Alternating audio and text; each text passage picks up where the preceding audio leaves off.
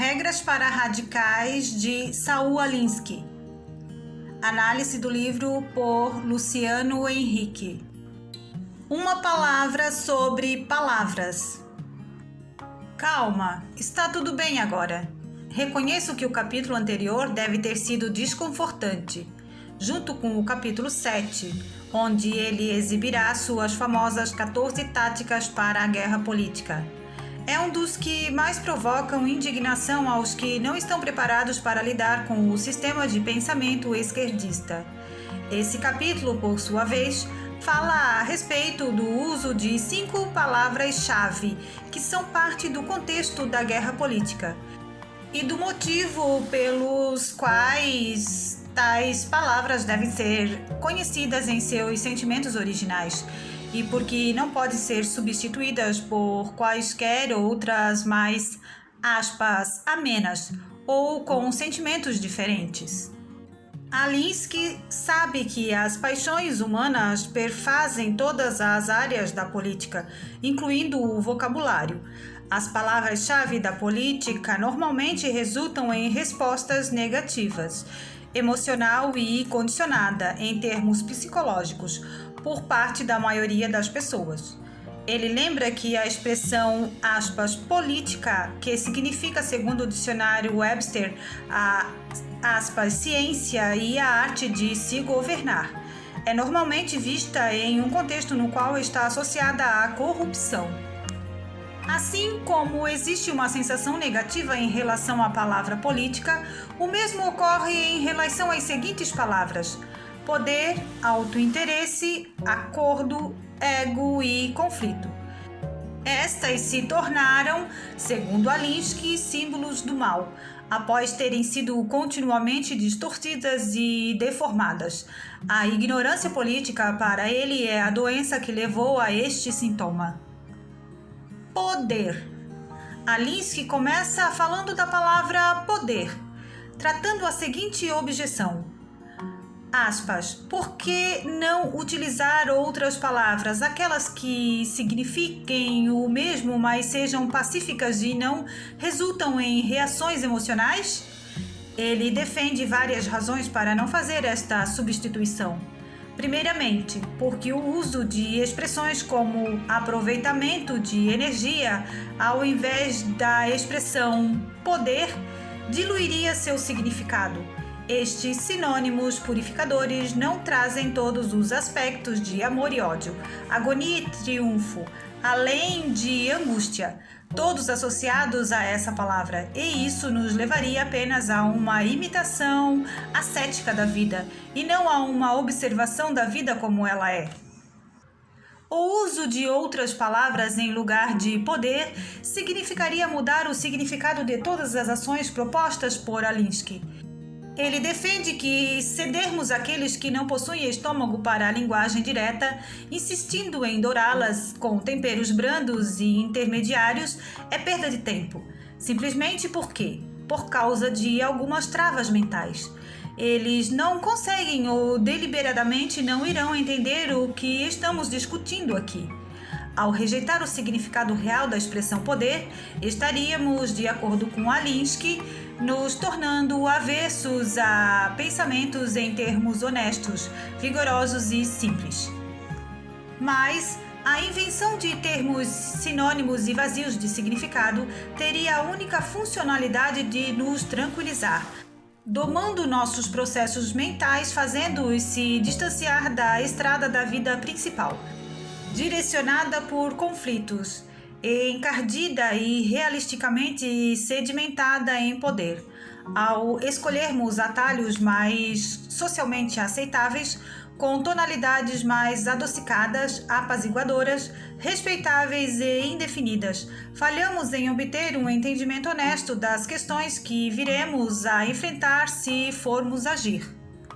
Abaixo ele detalha como a expressão poder é comumente percebida. Poder, que significa habilidade, seja ela física, mental ou moral, para agir, se tornou uma palavra maligna, com conotações e tonalidades que sugerem o sinistro, o doentio, o maquiavélico. Ela sugere uma fantasmagoria de regiões inferiores. No momento em que a palavra poder é mencionada, é como se as portas do inferno tivessem sido abertas, exalando o cheiro de esgoto da corrupção demoníaca. Ela evoca imagens de crueldade, desonestidade, egoísmo, arrogância, totalitarismo e sofrimento objetivo. Mais ou menos como um, aspas, Prozac mental, teríamos criado artifícios em nossa mente para entender a expressão poder de uma forma maligna, como se estivéssemos em um filme de James Bond no qual a expressão poder é sempre aquela associada a um vilão. Isso fez com que essa expressão se transformasse em nossas mentes quase como um símbolo de corrupção e imoralidade. Ele chega a citar uma interpretação popular de Lord Hector que diria, aspas, poder corrompe e poder absoluto corrompe absolutamente. Mas a citação correta é diferente. O poder tende à corrupção e o poder absoluto corrompe absolutamente. Alinsky avalia que nossas mentes possuem tantas travas a respeito da palavra poder que nem sequer somos capazes de ler a citação de Hector de fato. Alinsky acerta em cheio ao dizer que, aspas, a corrupção do poder não está no poder, mas em nós mesmos. Aqui ele explica, de forma simples e didática, o poder, começando pelo questionamento, aspas, o que é esse poder pelo qual os homens buscam e pelo qual, a um grau significante, vivem por ele?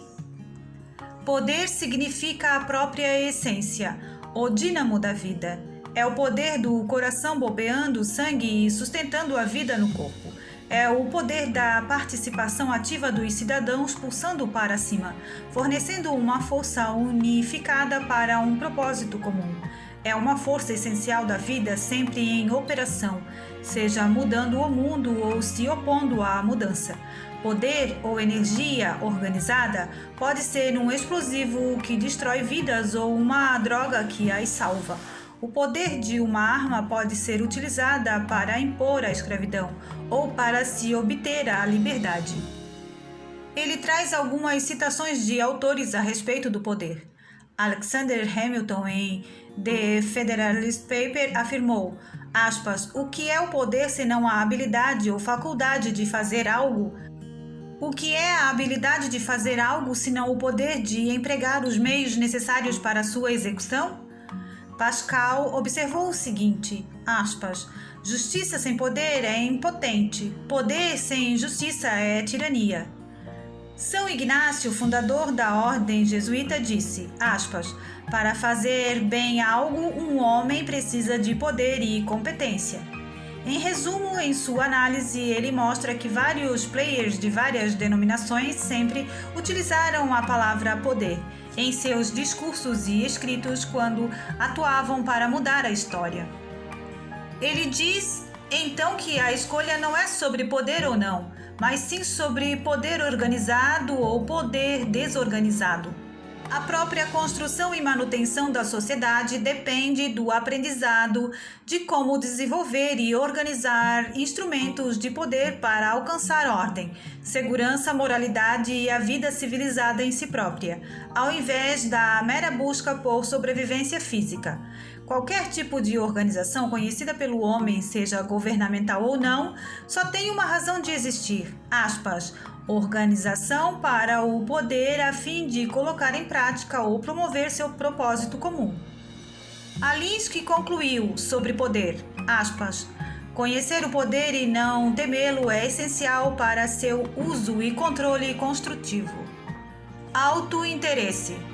Para Alinsky, a expressão autointeresse também traz uma carga negativa e já é encarada de antemão como suspeita. Ela seria associada a um aglomerado repugnante de vícios como estreiteza, egoísmo e egocentrismo, tudo o que é oposto às virtudes do altruísmo e abnegação. Entretanto, ele considera que esta análise vai contra toda a nossa experiência cotidiana e é baseada em um mito que dita o altruísmo como um fator motivante em nosso comportamento, Para Alinsky, isso não é mais que um dos clássicos contos de fada americano. Em sua análise, desde o passado longínquo dos filósofos gregos e da moralidade judaico-cristã, aspas, sempre houve um acordo universal a respeito do fato que o autointeresse é uma das forças essenciais no comportamento humano. Ele traz algumas citações, como o de Jesus Cristo, João capítulo 15, versículo 13, afirmando, aspas, ninguém tem maior amor do que este, de dar alguém a sua vida pelos seus amigos. Ou de Aristóteles dizendo em sua Política, aspas, todos pensam em si próprios, raramente no interesse público. Outro autor citado é Adam Smith em A Riqueza das Nações, aspas, não é da benevolência do açougueiro, do cervejeiro ou do padeiro que esperamos nosso jantar, mas da consideração de seu próprio interesse. Nós apelamos não à sua humanidade, mas ao seu amor próprio, e nunca falamos com ele de nossas necessidades, mas de suas vantagens. Ele afirma que negar este componente central de autointeresse no ser humano significa, aspas, se recusar a ver o homem como ele é, para vê-lo como gostaríamos que ele fosse. Claro que ele não poderia deixar de mencionar Maquiavel como um dos ícones do estudo do autointeresse humano. Assim, enquanto o príncipe agir com benevolência, eles se doarão inteiros, lhe oferecerão o próprio sangue, os bens, a vida e os filhos, mas só nos períodos de bonança, como se disse mais acima. Entretanto, quando surgirem as dificuldades, eles passarão à revolta, e o príncipe que confiar inteiramente na palavra deles se arruinará ao ver-se despreparado para os reveses. Alinsky, mesmo sendo inspirado por Maquiavel, diz que o clássico autor político recaía em um erro mortal quando definia os, aspas, fatores morais da política e tratava unicamente do autointeresse em sua concepção, a qual era limitada. Provavelmente porque a experiência de Maquiavel na prática política não era das melhores. Senão, Maquiavel não teria, aspas, subestimado a influência óbvia do autointeresse de cada homem. Uma análise por completo do autointeresse humano deveria ser, aspas, extensa o suficiente para incluir e explicar todas as dimensões mutáveis do autointeresse. Ele trabalha um pouco mais. Você pode apelar a uma faceta do autointeresse para me levar ao campo de batalha, para lutar, mas, uma vez que eu esteja lá, meu principal interesse torna-se permanecer vivo. E se formos vitoriosos, meu autointeresse pode, como geralmente ocorre, ditar objetivos inesperados diferentemente daqueles que eu tinha antes de adentrar a guerra. Por exemplo, os Estados Unidos na Segunda Guerra Mundial fervorosamente se aliaram com a Rússia contra a Alemanha, Japão e Itália, e logo após a vitória fervorosamente se aliaram com seus antigos inimigos, Alemão, Japão e Itália, contra o seu ex-aliado, a Rússia. Claro que pode ser complicado admitir que operamos na base do autointeresse puro e simples. Então, desesperadamente, tentamos reconciliar quaisquer mudanças de circunstâncias que se relacionem ao nosso autointeresse em termos de uma justificação ou racionalização moral mais abrangente. Isto se explica devido às, aspas, camadas de inibição em nossa civilização moralista. O fato é que, segundo Alinsky, nós não admitimos o verdadeiro fato, nosso próprio autointeresse. Nos dois casos citados da Segunda Guerra, todas as ações de autointeresse foram vendidas ao público sob as bandeiras da liberdade e decência. O comunismo russo não incomodou os americanos na época da Segunda Guerra Mundial, mas depois sim. O discurso seria algo como, aspas, eles podem ter o tipo de governo que quiserem, contando que estejam do nosso lado e não ameacem nosso autointeresse. Alinsky diz que é normal entrarmos em conflito com os valores morais por nós professados e as razões reais pelas quais nós fazemos as coisas. É fácil mascarar as razões reais em palavras de bondade beneficente, liberdade, justiça e daí por diante. Diz ele, aspas, tais lágrimas dispostas na fábrica do baile de máscaras da moral às vezes chegam a nos constranger. O autor cita a história de Orwell, que se alistou durante a Guerra Civil Espanhola para combater os fascistas e, mesmo tendo a oportunidade de não estar lá, quis ir para o campo de batalha, mas estas seriam apenas transfigurações episódicas do espírito humano, mais esparsas que os lampejos dos vagalumes. Acordo.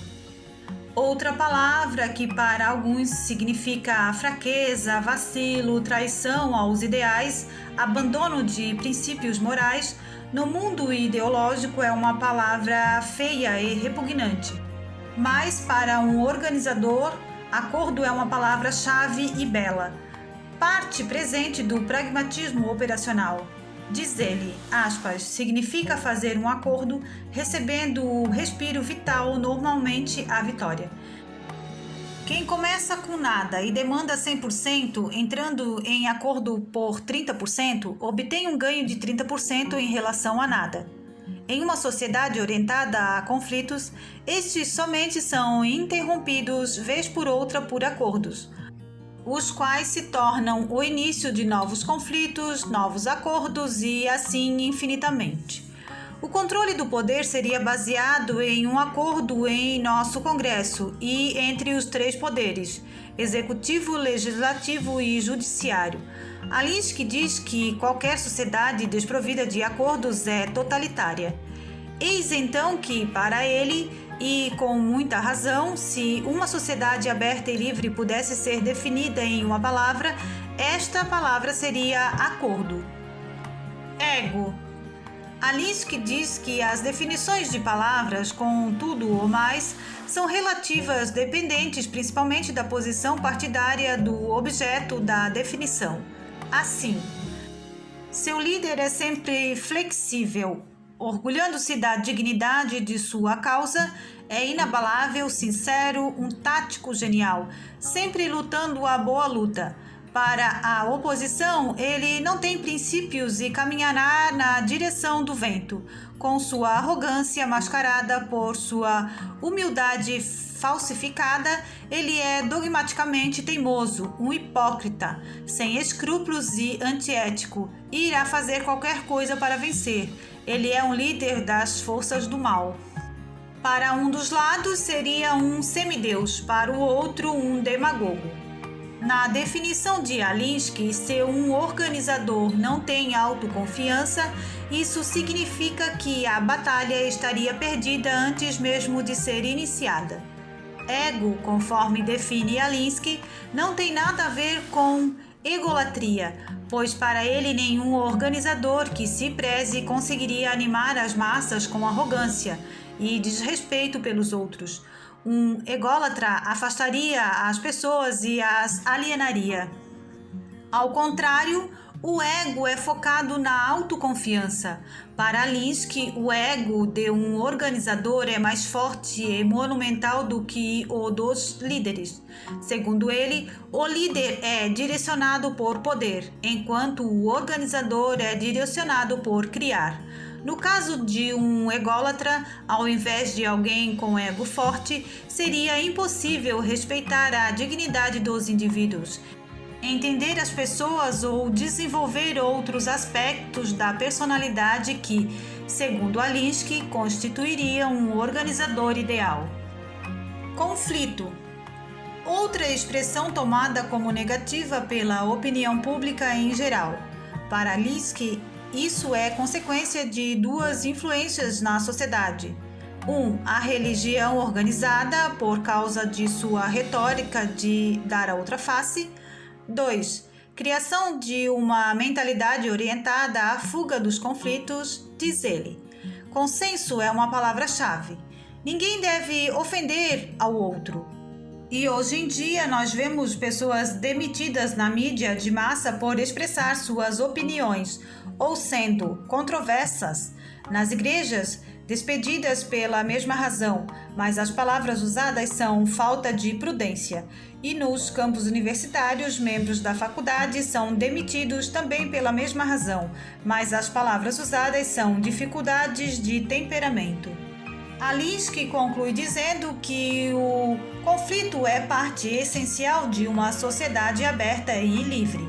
E, se fôssemos projetar um modo de vida democrático na forma de uma peça musical, seu tema maior seria a harmonia da dissonância. Notas. 1. Isso não é bem assim. Na verdade, Alinsky citou apenas dos significados da política. Entretanto, política também é a arte de uma pessoa ou grupo obter vantagem sobre outra pessoa ou grupo na luta pela obtenção do poder. Desta maneira, a defesa de Alinsky da política pode ter sido adiada um pouco, pois logo à frente ele falará da definição de poder, que não deveria ser percebida de maneira tão negativa como é. 2.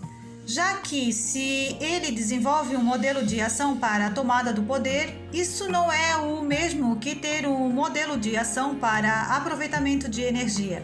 Talvez essa palavra ficaria melhor na academia de ginástica. 3.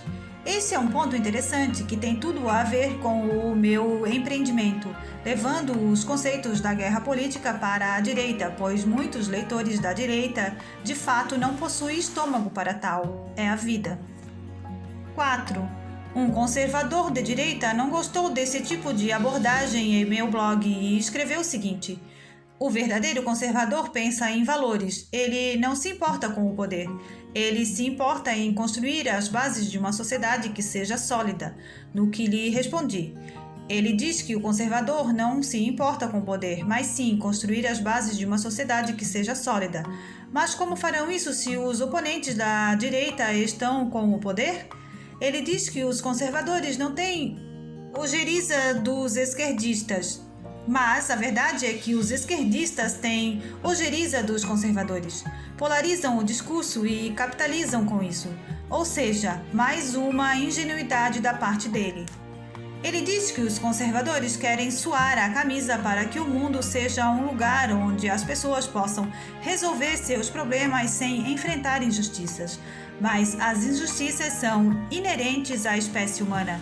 O máximo que podemos ambicionar é que estes praticando injustiça não estejam no estado, onde estão com excesso de poder. Mas isso só poderá ser feito, ora vejam só, assumindo o poder. Isso é o que significa pensar seus valores, mas esquecendo-se de que, sem conquistar o poder, esses valores serão expurgados como uma cuspida por aqueles que tiverem o poder. Há um jogo de palavras na versão original, em que as palavras são demigod e demagogue.